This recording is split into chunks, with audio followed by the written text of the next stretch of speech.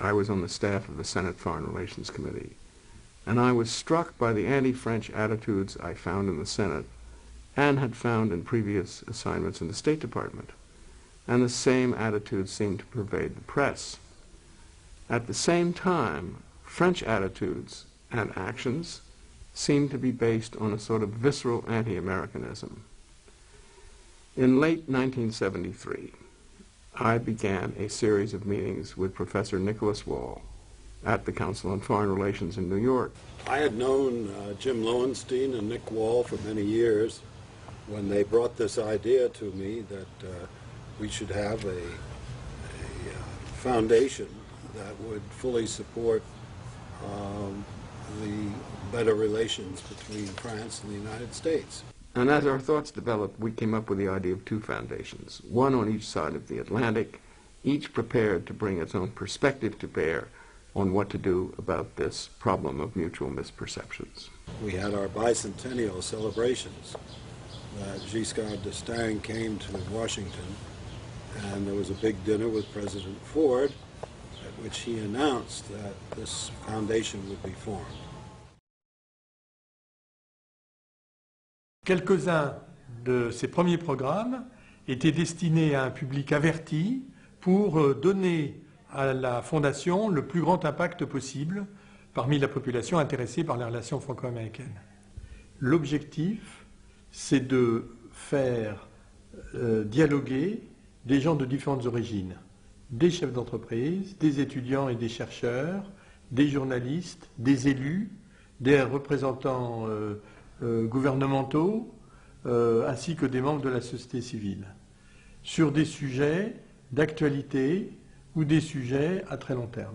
Alors je citerai deux programmes, l'un qui était l'envoi aux États-Unis, avec une contribution des participants, des professeurs d'anglais des classes terminales en France, dont la culture en anglais était anglaise et qui connaissaient très mal les États-Unis. They lived in their homes, they went to their classes, and they were able to come back and start to talk about America, its language and its culture, with a little first-hand knowledge.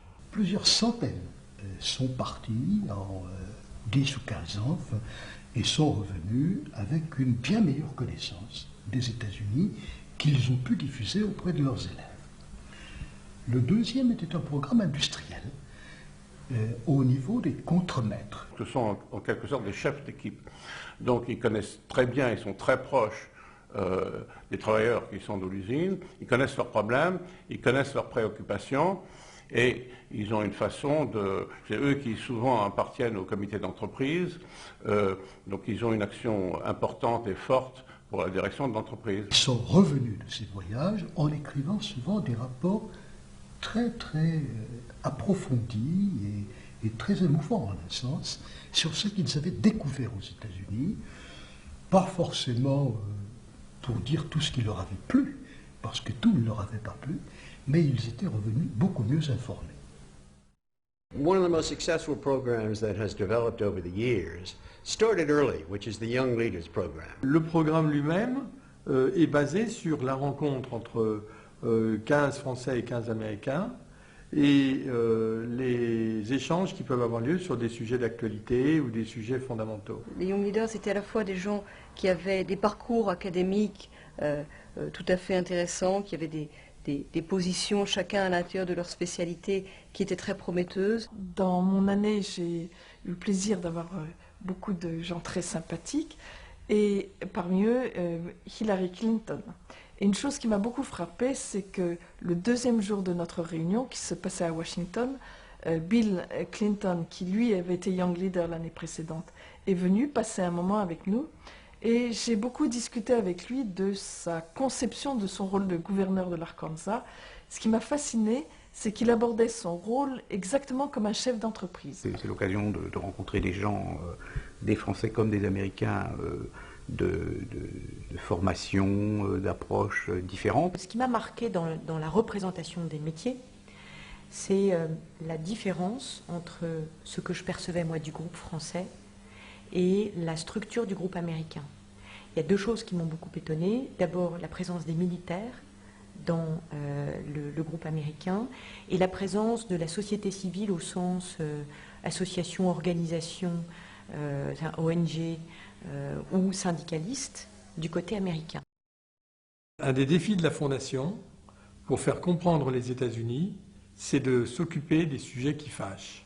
Par exemple, actuellement, les sociétés du CAC 40 sont possédées à 50% par des fonds de pension d'origine anglo-saxonne et notamment américaine. Au départ, il y avait du scepticisme de la part notamment des syndicalistes, des partenaires sociaux en France, à la fois sur le poids, l'influence, et également les méthodes que pratiquent certains de ces fonds. Les Français ne savaient pas ce qu'étaient que les fonds de pension américains, donc c'était le diable, c'était ceux qui détruisaient nos entreprises, qui les achetaient, qui étaient des prédateurs. Bill Christ, dans ce sujet, a été très efficace parce qu'il était lui-même ancien syndicaliste et président de CalPERS, le deuxième plus grand fonds de pension américain et le plus grand fonds de pension californien. C'est le fonds de pension des fonctionnaires de l'État de Californie, qui aujourd'hui, je crois, gère plus de 150 milliards de dollars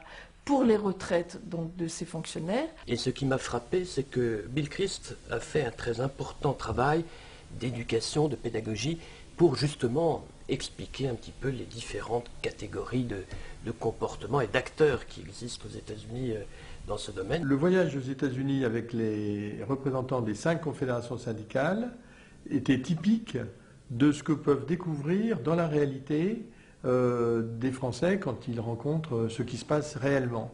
Et notamment, ce qui les a, je crois, intéressés, c'était de voir des fonds gérés par des syndicalistes avec des objectifs de préservation des intérêts des salariés qui leur avaient donné mandat de gérer ces fonds.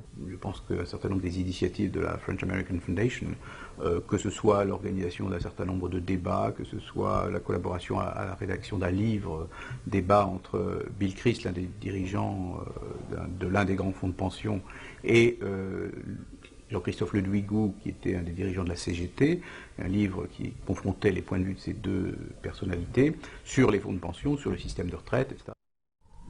One of the things that strikes me today, or tonight, for those of you that are watching this at dinner, is the fact that we've lasted 30 years. It's a nice birthday party, and I say happy birthday, and I'm absolutely certain that there'll be a French-American Foundation on both sides of the ocean 30 years from now. Les défis des 30 prochaines années sont à nouveau très différents, que la période qui s'ouvre va être très complexe. Ce qui a été possible les 30 dernières années est encore plus nécessaire dans les 30 années qui viennent. La relève de génération est apparemment assurée. Je pense qu'elle peut être fière de ce qu'elle a accompli en France comme aux États-Unis et que ses anciens présidents, que je voudrais simplement citer, Pierre Jouven, le premier, puis Jacques Marchandise, Marcelon et Michel Jaoul, avant l'actuel président Michel Garcin. Nick Wall was the first president.